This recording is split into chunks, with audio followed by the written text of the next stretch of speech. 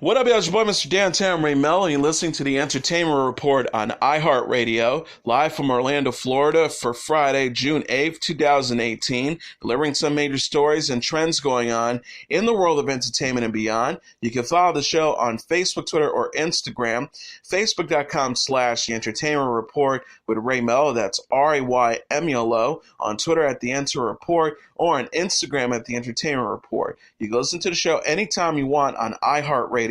Just go to iHeart.com or your iHeart phone app, search for The Entertainment Report, and it'll take you to the page. Anthony Bourdain, the celebrated American chef, best-selling author, and television host, has died at the age of 61 of an apparent suicide, CNN confirmed to People. The host of CNN's Anthony Bourdain, Parts Unknown, was found unresponsive in his hotel room in France on Friday morning by close friend and French chef Eric Ripper, according to CNN. Both were filming an upcoming episode of Bourdain's award-winning show. The network said in a statement, "It is with extraordinary sadness we can confirm the death of our friend and colleague, Anthony Bourdain. His love of great adventure, new friends, fine food and drink, and the remarkable stories of the world made him a unique storyteller. His talents never cease to amaze us, and we will miss him very much. Our thoughts and prayers are with his daughter and family at this incredible, difficult time." A Strasbourg police spokesperson confirmed Bourdain's death to People, but would not confirm the cause of death. The manner of death has been classified as a suicide. Additionally, Clermont, France public prosecutor Christian de Riquinet de Fayel told People that Bourdain died by hanging at a luxury hotel in Kaysersberg called L'Chambard, and said, quote, "At this stage, nothing suggests the intervention of a third party." In a statement provided to People, the U.S. Embassy in Paris said, "We can confirm the death of Anthony Bourdain in the Haute-Rhine Department of France. We extend our sincere condolences to family and friends. We stand ready to provide appropriate counsel service. Out of respect for the family at this difficult time, we have no further comment." Bourdain was one of the most honest and outspoken voices of the food scene. Born in New York City and raised in Leona, New Jersey, he began his career working in seafood restaurants in Provincetown, Massachusetts, which was said to have sparked his decision to pursue a career in cooking. From then, he studied at the Culinary Institute of America, where he graduated in 1978. A long career working in restaurant kitchens in New York City would follow as a dishwasher, prep drone, line cook, and sous chef. He served as an executive chef for famed Big Apple establishments 1 Fifth Avenue, Sullivan's, and the Supper Club. By 1998, he was the executive chef at Manhattan's Brasil Les Hits. It would be an article for The New Yorker in 1999 that would push Bourdain into his next chapter. Now, don't eat before reading this. The piece would pull back the curtains on the culinary world and the wild but true tales of sex, drugs, and scandalous behavior happening behind the kitchen swinging doors. A best-selling book, Kitchen Confidential, in the culinary underbelly, would follow in 2000 and spark an offer for Bourdain's first television show. Titled Cook's Tour, it premiered in January 2002 and ran for 2 seasons on the Food Network. Following Bourdain's a sample of local cuisine and culture in exotic countries and cities. It was a formula Bourdain would continue with Anthony Bourdain No Reservations, which ran on the Travel Channel from 2005 to 2012. Anthony Bourdain's Parts Unknown, which premiered in 2013 on CNN. His television career would earn him 5 Emmy Awards, most recently in 2016 for Outstanding Informational Series or Special Bourdain, and continuing writing, publishing a series of cookbooks and nonfiction titles, including No Reservations, 2010's sequel, Medium Raw, A Bloody Valentine to the World of Food and the People Who Cook. This last month, People profiled Bourdain, spending 3 days with the host in Lafayette, Louisiana, as he filmed Cajun-themed episodes of Parts Unknown. There, he told People that though he spent roughly 250 days a year on the road, he was not ready to retire to one of the nearly 100 countries he has visited anytime soon. He said, "I gave that up. I tried. I think I'm just too nervous, neurotic, and driven. I would have had a different answer a few years ago. I might have deluded myself into thinking that I'd be happy in a hammock or gardening. But no, I'm quite sure I can't. I'm going to pretty much die in the saddle." In his personal life, Bourdain married his high school girlfriend, Nancy Potowski, in 1985. The two divorced in 2005. 2 years later, he wed mixed martial artist fighter Octavia Busa, and the two divorced in 2016 and shared 11-year-old daughter Ariane. In 2017, he began dating Italian actress Asia Argento after she appeared on an episode of Parts Unknown, filmed in her hometown of Rome. Bourdain told People, "I want to spend as much time with her as I can," as if her presence has made him softer on and off set. Bourdain admitted, "I'm happier for sure. It's nice to be with somebody who I see as a peer." Anthony Bourdain's death has left his community of fans in the entertainment world reeling. Chrissy Teigen tweeted, "Anthony, one of my idols, unapologetic, passionate, and one of the best storytellers on the planet. Thank you for making food so exciting and always standing up for everything right. Horrible. Why? Be at peace now." Gordon Ramsay tweeted that he was, quote, "stunned and saddened by the news. He brought the world into our homes and inspired so many people to explore cultures and cities through their food. Remember that help is a phone call away." Queer Eye's Antoni Paratsky tweeted, "I am shocked and deeply saddened. Rest in peace to a father, partner, chef, writer, and incredibly talented man. Prayers for his loved ones." Jamie Oliver wrote on Instagram, "I have to say I'm in total shock to hear that the amazing Anthony Bourdain has just died. He really broke the mold, pushed the culinary conversation, and was the most brilliant writer. He leaves chefs and fans around the world with a massive footy hole that simply can't be replaced. Rest in peace, chef. Thoughts and love to all his family and close friends." Actress Stephanie March remembered Bourdain as a deeply decent and talented person who is no longer with us. She says, "Such a sad, sad day. We all have #parts unknown." Josh Gad, the actor, wrote on Instagram, No. I just can't begin to understand this. Goodbye to another great gone far too soon. Please remember that if you are or anyone you know is struggling and needs help, you are not alone." Megyn Kelly tweeted, "Incredibly sad news about Anthony Bourdain, sending such love to his family, including his CNN family, who must be hurt terribly today." Kelly also issued her condolences to Bourdain's girlfriend, Asia Argento. She said, "Keep in your prayers," as well as Olivia Munn, who tweeted, "My heart is broken for my sweet friend at Asia Argento." Lucy Hale tweeted, "Anthony Bourdain lives in a way that most of us should, a seeker of the unknown and a man who exposed magnificent parts of the world through us on our TVs. I don't even know what to say. This makes me so damn sad. I truly love him and what he stood for." Emily Rumson tweeted, "Heartbroken over Anthony Bourdain. He was a kind person. This world doesn't make sense today." Pat Oswalt, the comedian, tweeted the number for the National Suicide Hotline, writing, "I've brushed upon against this darkness, and I know it's a tempting exit, but reach out to anyone. Stay on this side of it, in the light and warmth, where you get to try again every day." Chef and Food Network star Jeffrey Zakarian issued the following statement to People. "I am just devastated. He was such a leader to us in so many ways, both in and out of the kitchen. It's a sad day." And Chef Dominic Ansel commemorated Bourdain on Instagram, writing, "A chef's chef, a brilliant storyteller, and an incredible mind who opened up the entire world to us through food and the people he met along the way. Rest in peace at Anthony Bourdain. You will be missed." Val Kilmer will star in the upcoming sequel Top Gun Maverick, in which will also feature in the lead role. Kilmer's involvement with the sequel was confirmed by The Hollywood Reporter after the actor had previously campaigned to be in the film on social media. The actor has been spotted around the San Diego Hotel Paramount since production began last week, the Wrap reported. Kilmer famously portrayed skilled fighter pilot Iceman, a rival to Cruise's Maverick in the original 1986 film. Joseph Kosinski, who worked with Cruise on Oblivion, is directing the film, with Jerry Bruckheimer returning to produce. German composer Harold Faltermeyer, who created the score for the original film, will also return. Top Gun Maverick is set for release on July 12, 2019. Will follow Maverick in the present day as he deals with the rise of drone technology that is making his style of jet fighter flying obsolete. The Girl in the Spider's Web released an action-packed first trailer Thursday. The preview introduces British actress Claire Foy as computer hacker Lisbeth Salander, a role previously played by Naomi Rapace and Rooney Mara. Foy is best known for portraying Queen Elizabeth II in The Crown. The trailer opens with Lisbeth taking revenge on an abusive CEO and husband. Later scenes show Lisbeth facing off with the woman from her past. The Girl in the Spider's Web, based on the fourth novel in the Millennium book series. David Lagerkrantz, who wrote the novel and the sequel, The Girl Who Takes an Eye for an Eye, follows original author Stieg Larsson's death in 2004. The first three books, The Girl with the Dragon Tattoo, The Girl Who Played with Fire, and The Girl Who Kicked the Hornet's Nest, were first adapted as Swedish films starring Rapace. Mara later starred in an American adaptation of the first novel.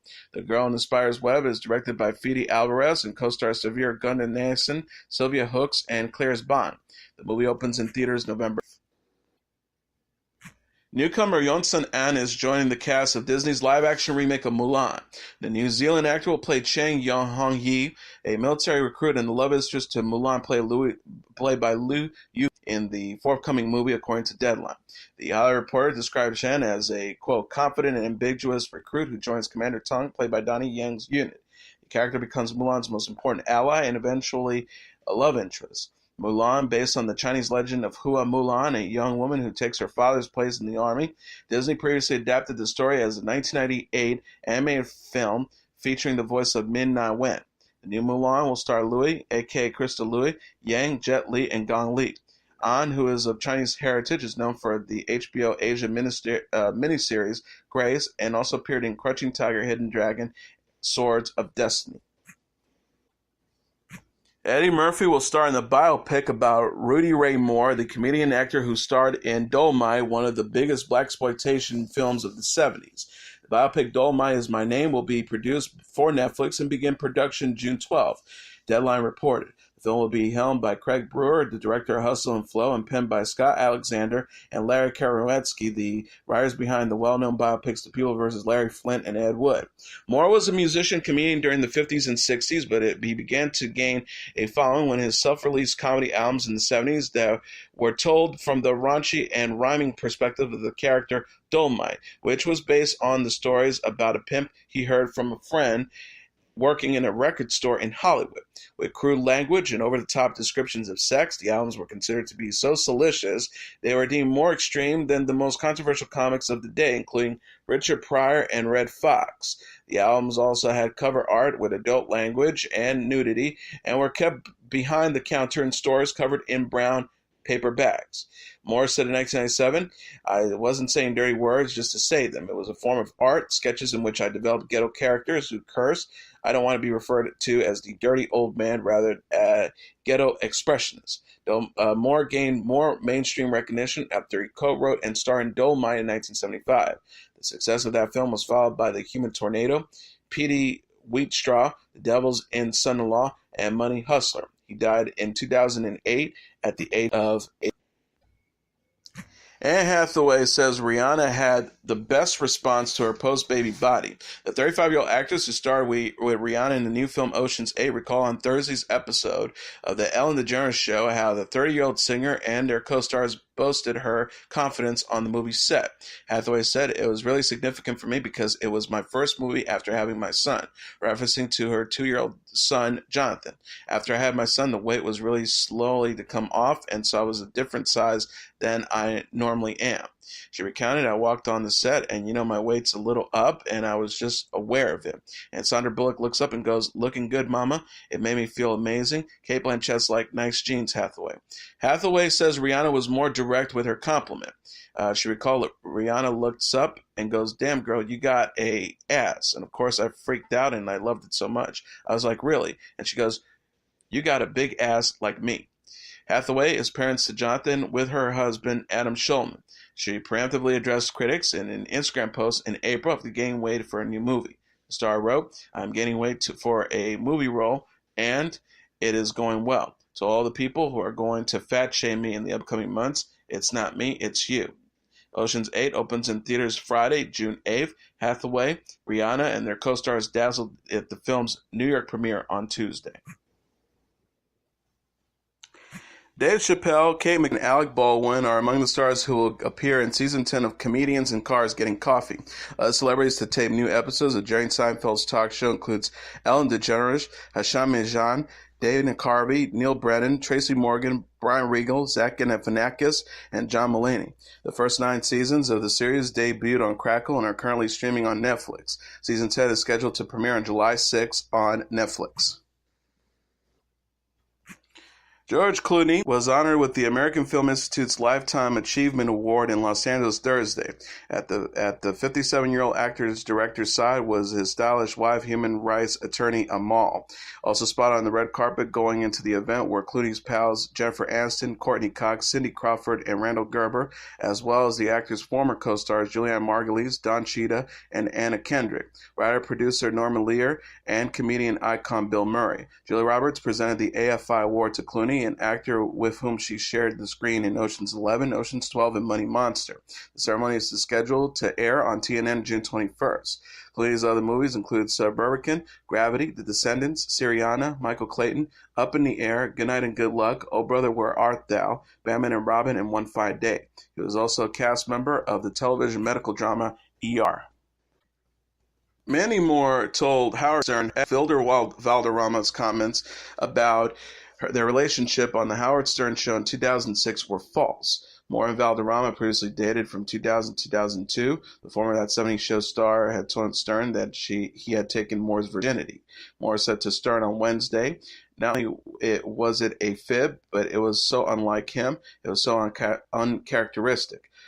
Moore said to Stern on Wednesday, her debut on the long-running show. Moore also said that she has since moved on and still loves Valderrama, but she was unhappy with his interview at the time. She continued, I love him, I still love him, and he was a very good friend, and that's why I was so shocked by it. Moore, a star on NBC's This Is Us, had posted on Instagram in July 2016 how she had reunited with Valderrama while filming the family drama. Moore is engaged to Dawn's frontman Taylor Goldsmith. Moore said to Stern about her relationship with Goldsmith, I started to absolutely fall in love with him just by communicating, which is the best. Reese Witherspoon says Legally Blonde 3 is officially a go. The 42-year-old actress who played Elle Woods in Legally Blonde and its sequel confirmed the news in a cute video Thursday on Instagram. The clip shows Witherspoon floating in a pool while wearing sunglasses and a pink bikini. Her look is similar to one Elle wears in the first Legally Blonde movie. She captioned the post, It's true, #Legally Blonde 3. Legally Blonde opened in theaters in 2001 and was followed by Legally Blonde 2, Red, White, and Blonde in 2003. Deadline reported Monday that Witherspoon was in final talks for the third film. Legally Blonde is based on the Amanda Brown novel of the same name. Karen McCullough and Kristen Smith, who adapted the book for the first movie, are said to be in final negotiations to write the new script. In addition, original producer Mark Platt will reportedly return to produce. Witherspoon will also produce through her Hello Sunshine production banner. Taylor Swift is seen getting close with Legends of Tomorrow's Youth in a teaser trailer for Sugarland's upcoming music video for Babe. The teaser released Wednesday during the CMT Music Awards featuring Swift with red hair, starring an affair with Ruth, who appears to be married to Sugarland's Jerfield Nettles. Nettles is seen enjoying a martini alone at an empty dinner table. Nettles' Sugarland partner Christian Bush also briefly appears in the video. Babe, which was co-written by Swift and Train's Pat Monahan and features vocals from the singer, is the second single from Sugarland's upcoming Bigger album, their first project since 2010's The Incredible Machine. The music video for Babe is set for release on Friday. And now let's take a look at what happened on this date in entertainment history. On this date in 1969, Brian Jones leaves the Stones. Publicly, the move would be cast as an amicable split, with Brian Jones stating of his fellow Rolling Stones, I no longer see eye to eye with the others over the disc we are cutting. Behind the scenes, however, Jones's prodigious appetite for drugs and alcohol had long rendered him almost a non-functioning member of the band. A prodigious music talent who was said to be able to master a new instrument in a single day, Jones had helped pioneer the use of exotic instruments in rock and roll on such classic Stones tracks as Lady Jane, featuring Jones on dulcimer, Under My Thumb, marimba, and Painted Black sitar. On this date in 1969, however, Jones' bandmates declared his decadence more than they could bear, firing the once brilliant instrumentalist who had given so many early Rolling Stones songs their distinctive sound. It was Brian Jones who had brought the Rolling Stones together in the first place and given the group its name back in 1962. Though he was barely out of his teens, Jones had already established himself as one of the most talented guitarists on the burgeoning blues revival scene in Britain. He had also earned a reputation as a committed nonconformist, having shocked his middle-class family by leaving school and fathering 2 children out of wedlock by the time he was 16. Fellow Stone Bill Wyman, in his 1990 book Stone Alone, the story of a rock and roll band. Many attitudes and sounds of the 60s were developed by Brian's style and determination. He was the archetypal middle-class kid screaming to break away from his background, bumming around in dead-end jobs before finding his niche. And when he found it, he hammered it all across the world with idealism and commitment. It was Mick Jagger and Keith Richards who went to Jones with the news that he was out of the group on this date in 1969. Mick Jagger has said, "Nowadays you could say, Brian, you have to go to the Central in Arizona for a couple of months to clean up. But in those days, that wasn't obviously an option." Less than a month after his departure from the Rolling Stones, Jones was found dead in a swimming pool at his Sussex, England home. He was 27 years old. Also on this date in 1984, the now classic comedy Ghostbusters was released in theaters across the United States. Produced and directed by Ivan Reitman, Ghostbusters starred Bill Murray, Dan Aykroyd, and Harold Ramis, parapsychology professors in New York City who turned to paranormal investigation, hunting down and capturing ghosts to make money after Columbia University yanks their research grants. Suddenly overwhelmed by the demand for their services, they hire a fourth team member, Ernie Hudson, who predicts that the increased supernatural activity is building like a catastrophic Judgment Day-like scenario. His fears turn out to be right on target, and all hell breaks loose after a skeptical government official, played by William Atherton, pulls the plug on the Ghostbusters containment system. Sigourney Weaver and Rick Moranis co-star as Manhattan apartment dwellers possessed by followers of a long-dead deity, Gozer, with whom the Ghostbusters must wage a climactic battle. Aykroyd and Ramis co-wrote the script for the film, which Aykroyd had originally conceived as a vehicle for himself and John Belushi, his co-star on TV's Saturday Night Live and the Blues Brothers in 1980. Belushi died of a drug overdose in 1982, however, and the part was later rewritten extensively to accommodate the unique talents of Bill Murray, another SNL alum known for his work in Meatballs 1979, Caddyshack 1980, and Stripes 1980. Despite its hefty $30 million production, an unprecedented amount for a comedy, Ghostbusters was a box office hit by any standards, beating out Indiana Jones and the Temple of Doom to become the second highest grossing movie of the year with $229 million behind only Beverly Hills Cop with $235 million. It was equally well received by critics. Roger Ebert of the Chicago Sun-Times, for one, called it an exception for the general rule that big special effects can wreck the comedy, one of those rare movies where the original fragile comedic visions had survived the multi-million-dollar production. Ghostbusters spawned a hit 1989 sequel, Ghostbusters 2, also co-written by Aykroyd and Ramos, and 2 animated television series. And one final note, if you or someone you know is considering suicide, please contact the National Suicide Prevention Lifeline at 1-800-273-TALK or 8255. Again, if you or someone you know is considering suicide, please contact the National Suicide Prevention Lifeline at 1-800-273-TALK or 273-8255. And that was your entertainment report for Friday, June 8th, 2018. I'm your host, Mr. Downtown Ray Melo. I'll be back on Monday to deliver some major stories and trends going on in the world of entertainment and beyond. You can follow the show on Facebook, Twitter, or Instagram.